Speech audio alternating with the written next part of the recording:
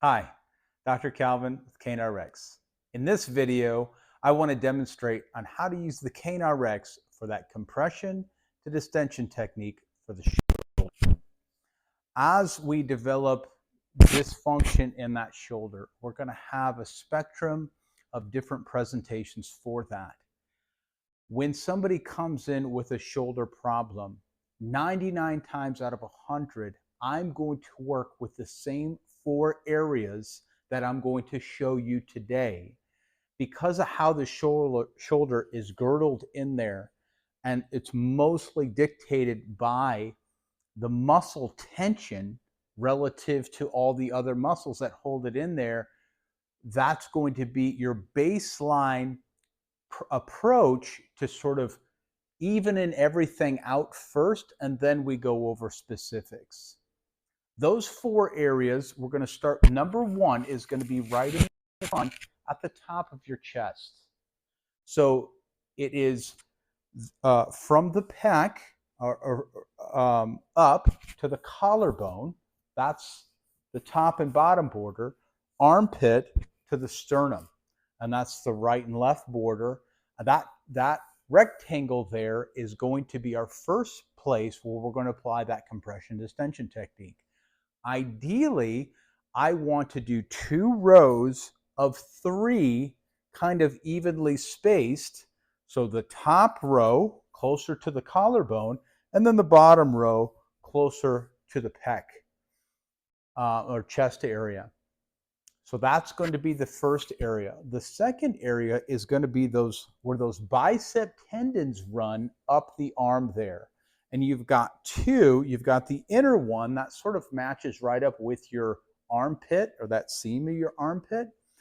And that actually comes up and through several bundles of different tendons in there. So it's a fantastic place to refine, because discrepancies can build within that tendon bundle there. And then we're going to have that outer biceps tendon, as we're going to just sort of on the outside. If you take that bicep and sort of divide it in 2 and come up, there's going to be that outer biceps tendon. That's just one tendon primarily. You're going to have some delt overlap, so very good area to sort of work there. So that's going to be the front end. The next area is going to be down the side here, about where that seam is. But if you run your finger down that shoulder, you'll feel sort of a drop off there. That's where we're going to start with that compression there. And then we're going to work our way down the arm, and I'm going to go about mid-arm. So we're going to get the end of what's called the supraspinatus tendon, and then we're going to get that lateral attachment of that deltoid, and that runs down quite a bit here down the arm. And so we're going to go down here. I've had fascial extensions come off of that I've worked. You've got other adjoining bicep muscles and tricep muscles. I've gone all the way down to the elbow working that lateral arm before. But if you just go to mid-arm, that's going to satisfy us for now. And then the last group is going to be these external rotators sitting on the back here. You've got your shoulder blade that comes over to about there, and then the muscles and tendons extend from there to the shoulder. So about where that seam on the shirt is there is going to be your target area for there. As you do this technique over and over again, you're going to be able to recognize the sweet spots, the areas that you need to get into and work more. At first, you're just trying to kind of hit those landmarks, trying to just kind of get those general spots worked on. But as you do this more, you're going to notice where those discrepancies lie. I want you to work all 4 areas in the beginning and until that shoulder starts to refine. So how we're going to work the front, I'm going to take the cane and I'm going to shift it 90 degrees. Now, I can have it this close, or I like a little bit more distance, so I'm going to put it out into that middle section at least. A lot of times I like to have it close to the end, not the very end that we'd use for the scissor, but the end, and it just gives me more space. Now, obviously, if you don't have a setup like this rack, you're going to use that door anchor, and it's going to be about parallel here. and I'm going to run that right into that upper pec area there. And so I'm going to just take the hand, the involved hand, I'm working obviously the right shoulder, and then I'm just going to use my body weight and I'm just going to lean into it. Now watch my head. I'm not letting my head sink forward.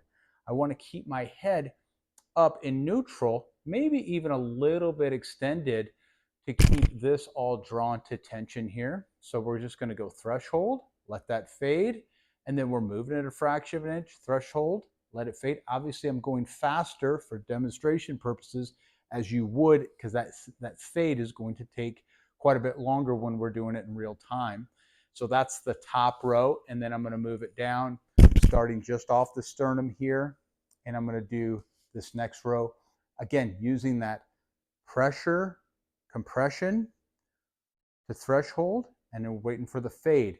If you haven't watched the compression to distension video, please go back and watch that. It's a longer video, but it gives a real good explanation as to how we want to be doing this technique for optimal results. So that's that pec minor region. Now we're going to move to the biceps region, and same thing. I'm just going to move that into here, and I'm going to start up that medial or that inner tendinous area of that biceps tendon, and I'm just going to move from distal to proximal, or from kind of the elbow side, and I'm just going to walk my way up to that shoulder. I'm just moving a 1/4 inch at a time, looking for that threshold, wait for the fade, and I'm going to come up into that shoulder joint until you feel it get really kind of bony, and then that will be the last spot for that. And then for the more lateral head, again, same thing. I'm going to move that up just increments of a 1/4 inch at a time, getting into that biceps tendinous region there. For the side, I'm going to demonstrate on this shoulder because of where the cane is positioned. I'm going to move it back to where both hook ends are facing the same way. Again, I want it relatively parallel to the floor here. And now I'm picking on that side and that supraspinatus deltoid region. Same thing, just getting that to threshold, let it fade. And then I'm just going to walk that down a 1/4 inch at a time, working down through the full extension of that deltoid muscle.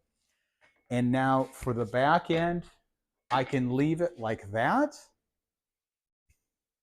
there, which is good, or I can change it to 90 degrees if I want to just give myself just a little different of an angle on the back end there. It just depends on what you're most comfortable using, what angle, if you want it up here, or if you prefer to have it kind of coming in sideways. I think I prefer this one a little bit better. And you're just using that compression on those external rotators on those tendons there, and just walking that up in there. So that's going to conclude the compression to distension technique for the shoulder. Thanks for watching. I hope that helps.